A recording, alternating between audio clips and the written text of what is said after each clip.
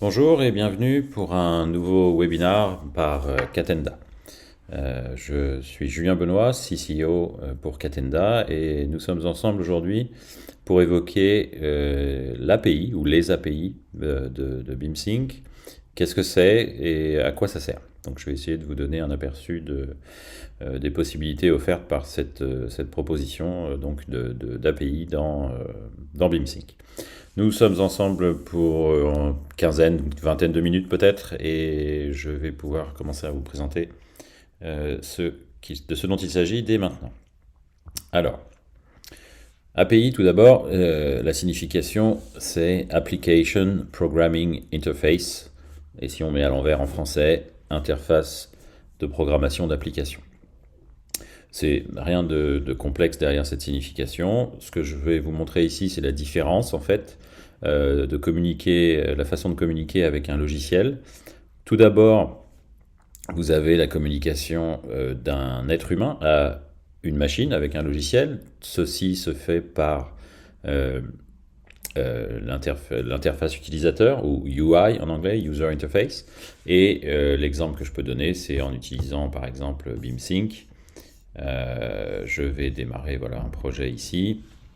Et donc tout ce que je fais sur l'écran en ce moment, c'est d'utiliser l'interface utilisateur pour accéder à mon projet, pour accéder aux différentes fonctionnalités de BeamSync. Tout ça se fait quand je clique sur un bouton, quand j'active quelque chose. C'est un être humain, moi en l'occurrence, qui interagit avec le logiciel en utilisant différentes fonctions du logiciel. Je repasse à ma présentation. Voilà. Lorsque l'on évoque l'API, elle est là pour permettre la communication directe entre des ordinateurs ou entre des logiciels sur des ordinateurs ou sur des serveurs. Donc c'est un moyen, une API ou des API. Ce sont des moyens de communiquer, de permettre de communiquer directement deux ordinateurs entre eux. Alors maintenant, en quoi ça concerne BeamSync et Catenda et quelle est notre offre dans ce domaine.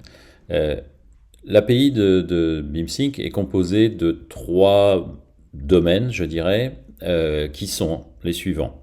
BeamSync API, avec plusieurs modules, on va dire, peut être considéré comme notre API publique. C'est-à-dire que ce sont les services que l'on propose à nos clients qui utilisent nos API pour interagir avec leurs projets. Donc c'est quelque chose qui vient en plus de l'utilisation de BeamSync et de l'interface utilisateur de BeamSync.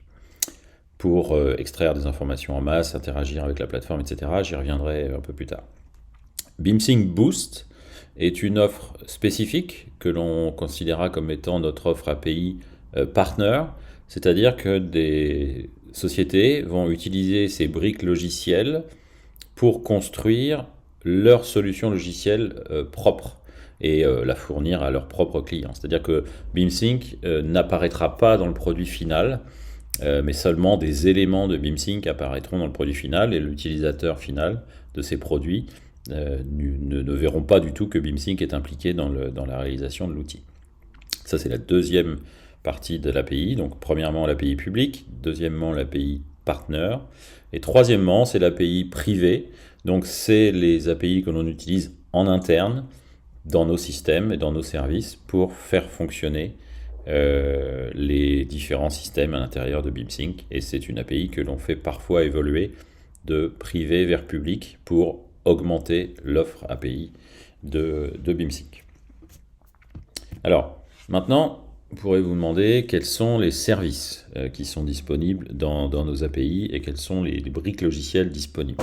Donc pour ça, je vais utiliser un exemple. Déjà, je vais vous présenter une chose, c'est la documentation en ligne qui est disponible. Donc pour les gens qui sont intéressés, vous aurez moyen de consulter les différents domaines et différentes possibilités de nos API, organisées dans ces différents domaines, donc Viewer 3D, Viewer 2D, les widgets pour les viewers, la REST API et puis l'API BCF.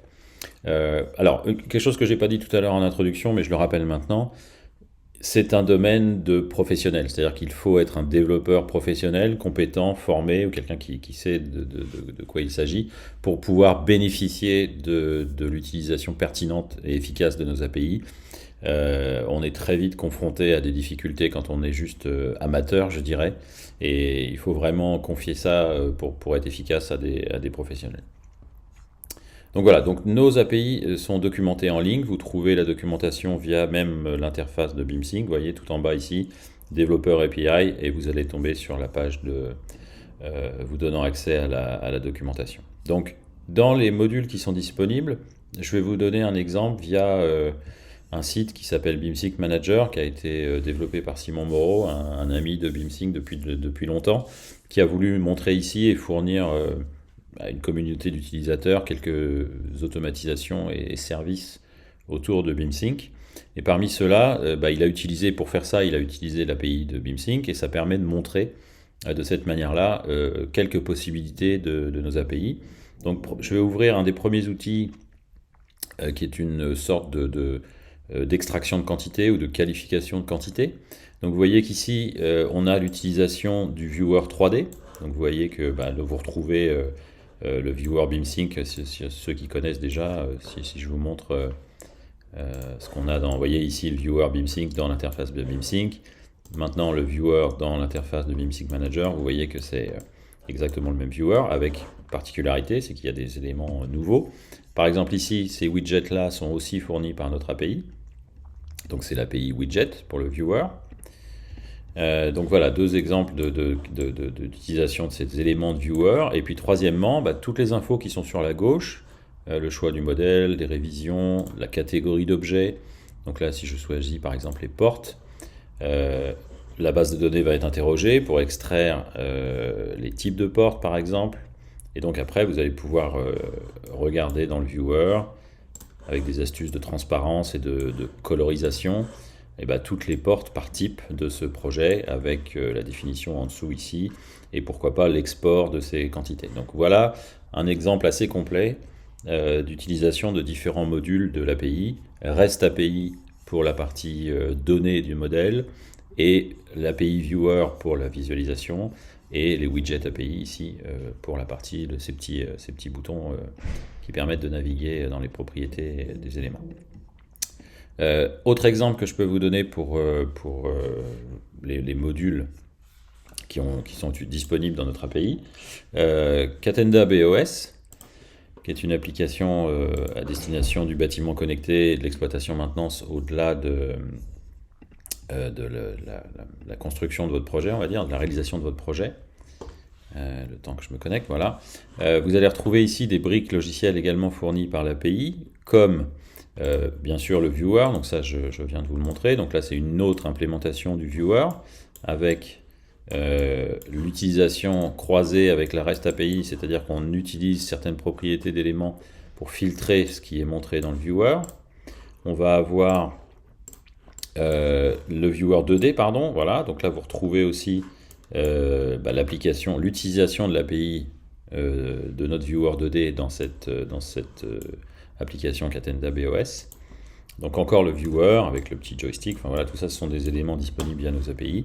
Et puis enfin un module qui n'existait pas dans BeamSync Manager, c'est la partie serveur BCF. Et donc là vous voyez ici, excusez-moi, la partie utilisation des BCF sous un autre format, sous une autre forme, pour organiser des sujets dans cette interface, et donc pouvoir les repérer, les filtrer par tout un tas de critères, afficher le résultat dans le viewer. Donc tout ça c'est de l'utilisation croisée de nos API, donc le lien entre les BCF, les objets, etc. Donc c'est une utilisation complémentaire de différentes parties de nos API. Et ici, on avait la partie BCF en lien avec les objets, etc.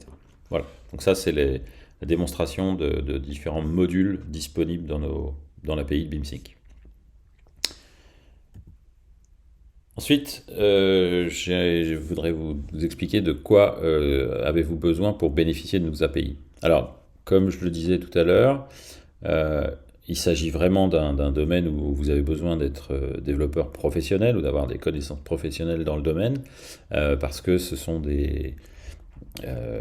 c'est complexe, on va dire. On est très vite dans un niveau de complexité où il faut s'organiser, et il est plus souvent pertinent de faire appel, de sous-traiter à un professionnel le besoin d'application.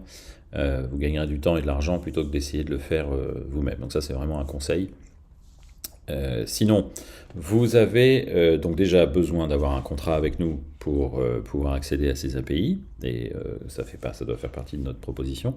Et ensuite, une fois que vous avez accès à nos API, on a donc la documentation en ligne, comme j'en ai parlé tout à l'heure, et également des exemples de code qui sont disponibles pour vous aider à mettre en place nos API et leurs usages. Donc là, j'ai un lien ici que je vais ouvrir. Vous voyez qu'on a sur GitHub un repo qui s'appelle Catenda, puis ensuite BeamSync API Demo, qui est un ensemble de code qui permet de vous montrer comment mettre en place, par exemple ici on a cette démo là du viewer, comment mettre en place, je ne sais pas si c'est juste si c'est opérationnel, non, c'est juste une image, certains éléments du viewer 2D, du viewer 3D, et tout ça en lien avec la REST API pour avoir des éléments. Donc c'est vraiment un tutoriel qui permet de progresser un peu plus vite dans la mise en place et l'utilisation de nos API. Et autrement, vous allez pouvoir constater que BeamSync Manager, Simon, avait aussi, lui, partagé le code source de cet outil. Donc là, si je clique sur le petit lien ici, je vais tomber sur son repo BeamSync Manager. Ça, c'est publié, c'est public, partagé en public avec une licence MIT, il me semble, oui. Et donc, vous pouvez trouver l'inspiration, et même si vous êtes un professionnel qui avait la tâche de construire quelque chose avec nos API, vous pouvez tout à fait consulter ces sites.